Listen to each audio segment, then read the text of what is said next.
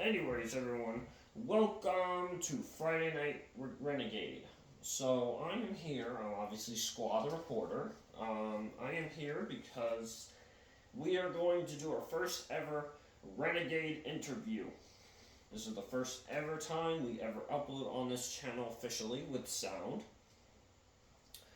And our special guest is none other than Mr. KDA himself, ATW. So, ATW, I'm gonna let you grab your headphones for a minute and yeah, just come over here and say what you have to say.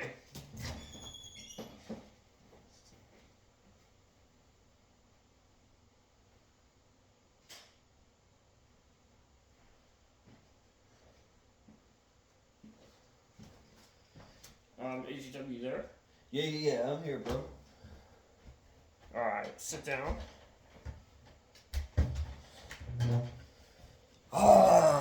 So good doing these interviews, man. Do you mind if I fix this camera a little bit? No problem. Alright. So I got my little earpiece in. What questions do you have for me, Squa?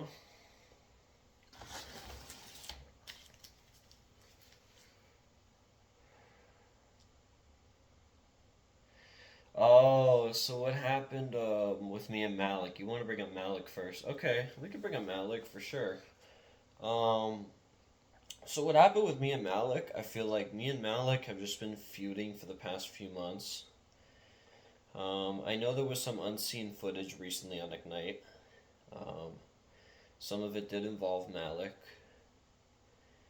and I just feel like Malik, like he's just been, coming into my matches unattended, uninvited. He's this is just not the right script for Malik, man. I feel like Malik, he deserves more than just interfering in my matches. All right, because he's reminding me of one of those little kids that try and run into matches and stuff, and then they get banned from the arena. That's basically what Malik reminds me of. Not that he ever will, but I'm just personally saying, from my perspective, that is what I'm actually thinking here about Malik. You know, Malik, he's a good person. I feel like he does have some potential in this company, just not in my matches or Big Todd's matches or whatever. But yeah, I feel like after like that street grounds match, I think you remember, Squad. We had the street match a few months back. It was actually back in February. It was actually a really good match. But yeah, he apparently didn't have enough from the street match, even though I think he had a broken nose and I think he had slightly damaged ribs when he came out of the match, which it was understandable. It was understandable. I mean, Mr. KD himself brutalized him so bad. At the time, I was Relmix though, so he was fighting for the Relmix title. So yeah, that's me and my story with Malik here. Any other questions? Oh, at the Badlands, everyone just really wants to know how the hell I got this necklace. Alright, I will finally reveal it to you all how I even got the necklace in the first place. So basically, when Janite's been on Ignite for like the past couple weeks before he even was in the Badlands match. He was just a tournament guy, regular strong tournament guy. But then he won the tournament, and I guess he became my opponent. I did not. I didn't really like Janite as my opponent, but I had to accept it, and just kind of roll with it, make a script. Um, but anyway, how I got the beads. So during the match, I'm not sure. I might feature this footage or I might not. But when I was slamming him into the post, I was also grabbing his neck. If you look closely, I was grabbing something on his neck that he was hiding under his sleeve. And it just so happened to be the KDA necklace, which is obviously how I'm now KDA owner. This is how I got my power, and you know, All the jealous people are mad about it, but that's okay. It was actually right for me, and I feel like this is going to be a really good path for me moving forward. I feel like, sorry, I just got distracted. I feel like moving forward, this will be a really good career path for myself and just anybody who gets involved in King Don Associates to kind of elevate. I feel like that's really important. Um, for business and just for personal too. Is there any other questions? I'm pretty sure we got like a bunch more to answer. Okay. Oh, you want to do a flashback to how I even got the title in the first place? So, how I got this KDA Interstate title.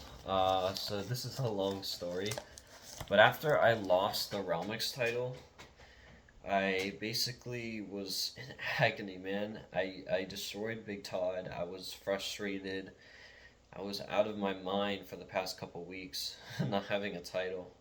It just felt so different for me not having a title for once. Um, but then Greg Byrne luckily gave me the challenge and made it official. Me and Jay Swagler at the Clash, because initially it was supposed to be a title versus title match, and me hopefully winning both of those titles, but unfortunately that wasn't the case. So I kind of had to roll with it, and lo and behold, I defeated Jay Swagler and new KDA champion, whatever the hell you want to call it. For it's been about maybe like a little over a month with this title. It's been nice. I've been bringing it out to the mall. I've been bringing it a bunch of places. A lot of people really understand here what the title means. So yeah,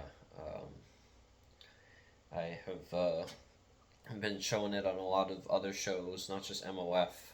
I've been cross branding a little bit lately with Mexus. I'll talk more about that in a little bit. Is there any last questions, I guess, for part one? Uh, Interesting.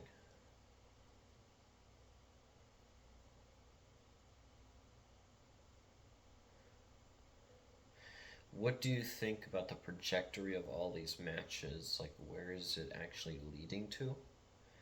I can't exactly answer that, but I will try and explain it for you. So, I feel like it is bringing me to greatness. I've always had a really good push in MOF, which is why I joined here and left anything else that I was in before. For MOF, obviously. I feel like MOF has just given me the push that I needed, to succeed. I know I have not won a world title yet, and I plan on winning a world title and eventually finishing my MOF story and leaving. But, that's going to take quite some time. Anyone who wins the world title gets dethroned, they're out of the company, and they're on doing something else. They pretty much finish their story. Maybe one day they'll return. This is how it works on MOF. The world title is like the saddest part, but it's also the greatest part because it goes on your resume. So, I'm looking to hopefully win the CB ladder match, and if I don't win it, I mean, there's always world title opportunities for Daddy Guns over here, and I think I'll just probably, try and go for one of those. I could also try and win the 30-man brawl that's going to happen later this year. There's really a bunch of ways I could do this. But the easiest way in general is a cash in. Now, I've never had to actually do a cash in before because I've always been good at my sport. I've always been good. I'm the warrior. I do not need a cash in. I will just fight you to death until I win that title.